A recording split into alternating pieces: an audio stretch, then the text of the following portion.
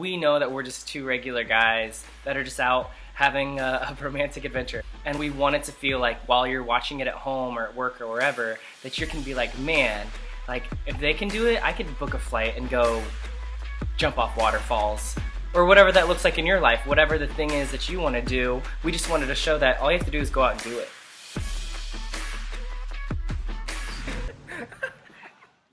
Oh, we're on now? We're on. We're live. Bromantic Okay. Adventures is live. Live, right here. We're excited that we finally have it together. It's finally out there. And now we're just trying to see what happens. Yeah, so I think we came to the conclusion that we need to recap and kind of go over the first episode and things that we didn't get to put in the video. Let's talk about James. We met James in Ubud, out at a bar that everyone goes to. And that's how really the waterfall adventure with James started, was a bunch of Bintang and whiskey. Bintang. Bintang! We drank a lot of Bintang. So yeah, we met James Courtenay. James Courtenay. A night drinking. He's impossible to get a hold of. He's a busy guy. James, if you're seeing this, contact us. Contact us. I'm going to put you on a missing persons list.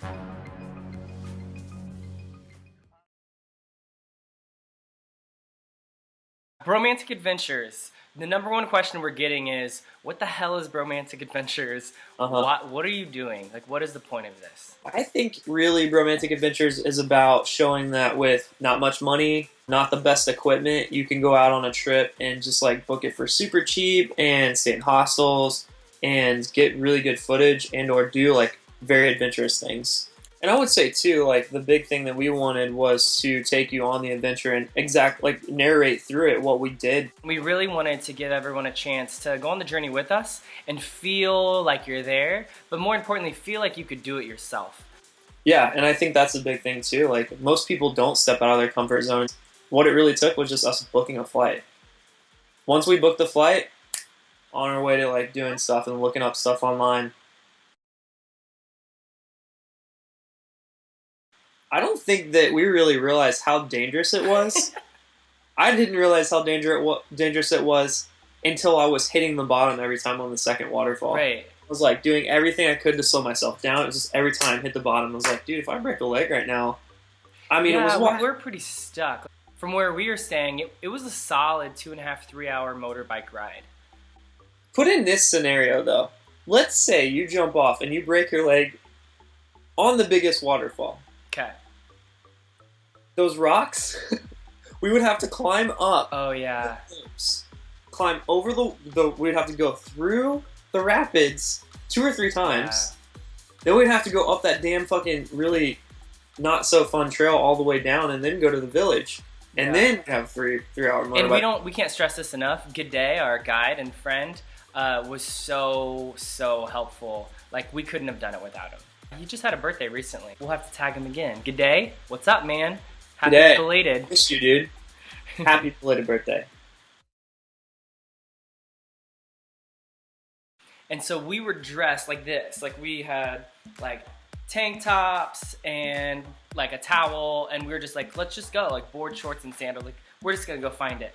And on the way back, it got really cold because we had to motorbike down in Ubud, then up the mountain roads, go up over the mountains, and then back down on the other side to get to the waterfalls. And on the way back, the sun was down, and it was so cold. Freezing drive home, but we were soaking wet too. Yeah. And going as fast as you could possibly go on a motorbike in the dark. I remember at one point in time we had to stop to get gas. They're always in these big Absolute vodka bottles. Yeah, it looks like there's Absolute everywhere. And so you just like put that in your tank. We actually stopped and we all got like hot soup because we needed something to warm up. We had nothing else we could do. Please, this hot soup, can we just like put this on us? What was the scariest thing that happened to you that day? There were a couple really close calls passing that I wasn't really a fan of. The scariest thing by far was descending in the rain. You know, I've rode motorcycles and dirt bikes and BMX my whole entire life. And I know how slick roads get when you're on a motorbike in the rain and you're going down a mountain. So I had like my foot down. I was like ready for that thing to slide out, but it did all right, I guess.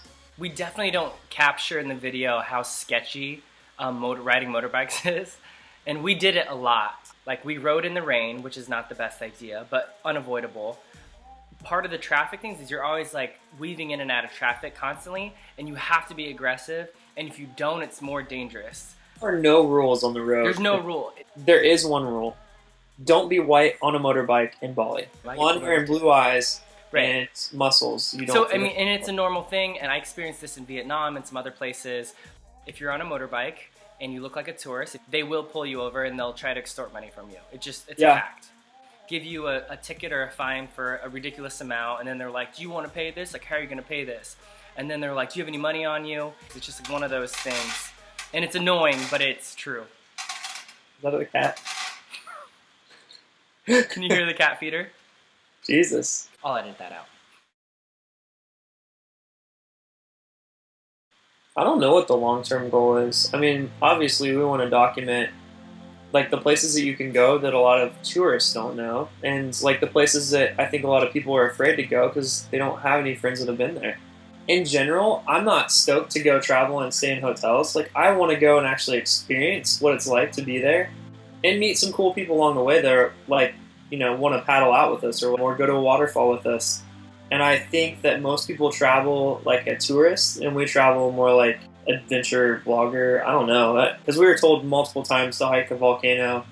Like, that doesn't sound. I've done that before at other places, and I don't want to see the sunrise on some damn volcano. Which I kind of wanted to see. It doesn't matter. I'll edit that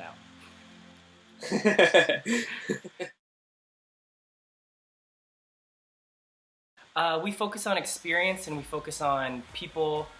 Like, we're not there to relax. Like, our trip was not relaxing. It was stressful at times because we were constantly like, we want to do stuff. We need to do stuff. We want to meet people. And I think those two things, like an experience, an adventure, and then meeting people, like, turns into us being rebellious in this realm because we don't want to do the packages. We don't want to follow Lonely Planet. Like, we might go to those places, but we immediately like deviate from the path and go like explore. Yeah, day one, Padang Padang, dude. That little hiking climbing thing, dude, that was cool. Nobody else was there. Nobody else went that far.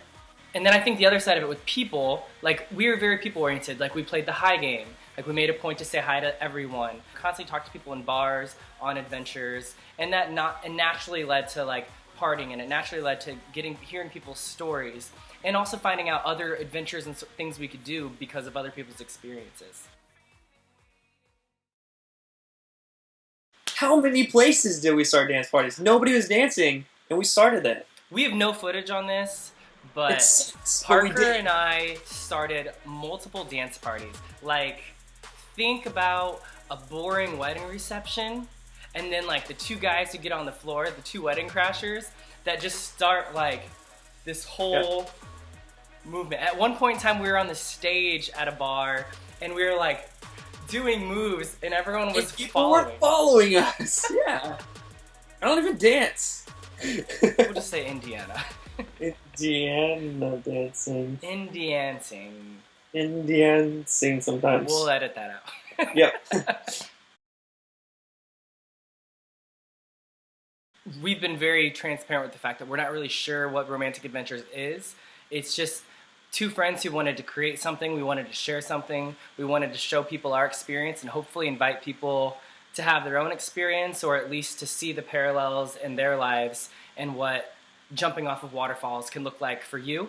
And so I guess whatever you get from this is valid, but as far as tangible outcomes, let's go on some more adventures. If you want to know what Bromantic Adventures is about, you book a ticket with us, you come do what we do, and then you'll find out.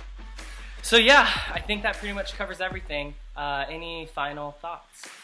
Yes. Thank you for watching Bromantic Adventures. If you have any questions, comments, concerns, please leave us some feedback below. And flex. Hot. See you then. Can girls be bros? Yeah. I've met girls that are way more bro than we are. Yeah, seriously. Yeah, Aussies.